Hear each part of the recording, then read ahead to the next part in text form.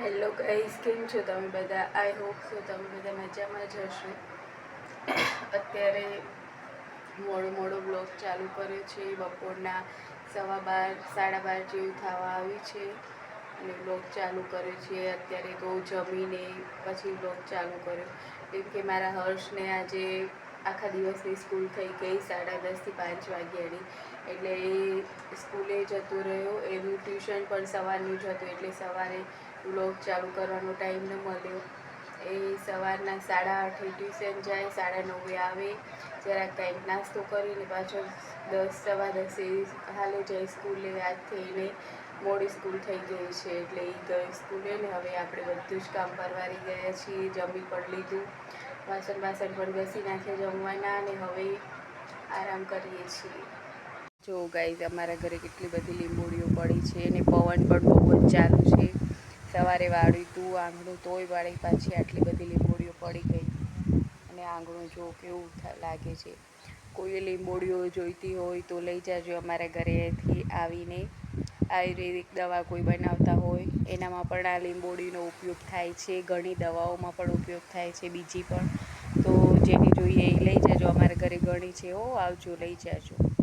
Guys, હર્ષ ઘરે નથી આજે. ઘણા દિવસથી ભેગો જ હતો. બપોરે તો ઘરે જ હોય એટલે, અને આજે નથી તો ગમતું નથી જરાય. પણ શું કરીએ, સ્કૂલે તો મોકલવું જ પડે, એટલે સ્કૂલે ગયા વગર તો હાલે જ નહીં.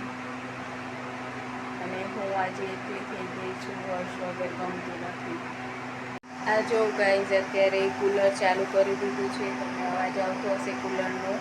અને આ પલંગ છે, એના ઉપર હું સૂઈ જઈશ બપોરના. અહીંયા તો સરસ કૂલરનો હવા આવે છે કૂલરની, એટલે પંખો બંધ રાખ્યો છે, ખાલી કૂલર જ ચાલુ કર્યું છે. અને હવે સૂઈ જઈશ. આ રૂમમાં સૂવાનું રાખ્યું છે આજે તો, કેમ કે ઓલો રૂમ બંધ રાખ્યો.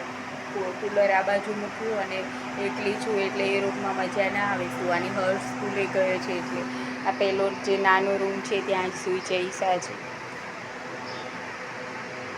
આ જો, આ ફરી પાછું આજે આ ઘરમાં કચરા અને પોતા કર્યા હતા, બતાવું તમને.